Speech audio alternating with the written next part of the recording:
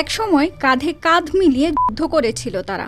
দ্বিতীয় বিশ্বযুদ্ধে নাৎসি বাহিনীর বিরুদ্ধে মিত্র ছিল যুক্তরাষ্ট্র ও সোভিয়েত ইউনিয়ন, কিন্তু সেই সাময়িক বন্ধুত্ব পরিণত হয় দীর্ঘ বৈরিতায়। ইতিহাসের পাতায় লেখা সেই সংহতি আজ শুধুই অতীত।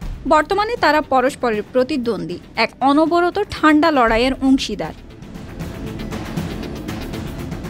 দ্বিতীয় বিশ্বযুদ্ধের পরপরই যুক্তরাষ্ট্র ও সোভিয়েত ইউনিয়নের মধ্যে শুরু হয় আদর্শিক সংঘাত। গণতান্ত্রিক পুঁজিবাদ বনাম সমাজতান্ত্রিক বিপ্লব, এই দুই বিপরীত দর্শনের দ্বন্দ্বই জন্ম দেয় কোল্ড ওয়ারের। বারুদের বদলে কূটনীতি, গোয়েন্দা তৎপরতা, প্রযুক্তি, অস্ত্র প্রতিযোগিতা আর ছায়াযুদ্ধের নতুন অধ্যায়। কোরিয়া, ভিয়েতনাম, আফগানিস্তান, যেখানেই হাত পড়েছে সেখানেই ছড়িয়ে পড়েছে পরাশক্তির প্রতিদ্বন্দ্বিতা।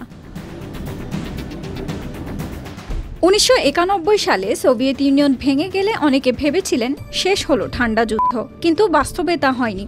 রাশিয়ার দৃষ্টিতে যুক্তরাষ্ট্র তখন থেকেই শুরু করে একচেটিয়া বিশ্ব নেতৃত্ব প্রতিষ্ঠার চেষ্টা। ন্যাটোর সম্প্রসারণকে তারা দেখে প্রতিশ্রুতি ভঙ্গ ও নিরাপত্তার হুমকি হিসেবে। এরপর পুতিনের উত্থানে রাশিয়া আবার চায় নিজেদের হারানো শক্তি ফিরে পেতে। ফলে ইউক্রেন, ক্রিমিয়া, জর্জিয়ায় দেখা যায় সামরিক আগ্রাসন।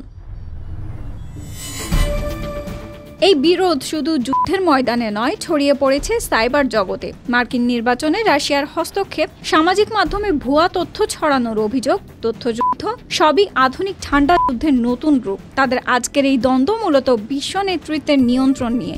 যুক্তরাষ্ট্র চায় একক আধিপত্য, আর রাশিয়া চায় একাধিক কেন্দ্রে ভাগ করা বিশ্ব শাসন ব্যবস্থা। অতীতের বন্ধুত্ব হারিয়ে গেলেও যুক্তরাষ্ট্র ও রাশিয়ার মধ্যকার দ্বন্দ্ব অব্যাহত রয়েছে। বিশ্ব শান্তি ও স্থিতিশীলতা রক্ষায় দুই পরাশক্তির মধ্যে সংলাপ ও সমঝোতা এখন সময়ের সবচেয়ে বড় দাবি। ভবিষ্যৎ বিশ্ব পরিস্থিতির খুঁটিনাটি নির্ভর করছে যুক্তরাষ্ট্র ও রাশিয়ার সম্পর্কের ওপর। তাদের সিদ্ধান্তই ঠিক করবে আন্তর্জাতিক রাজনীতির গতিপথ।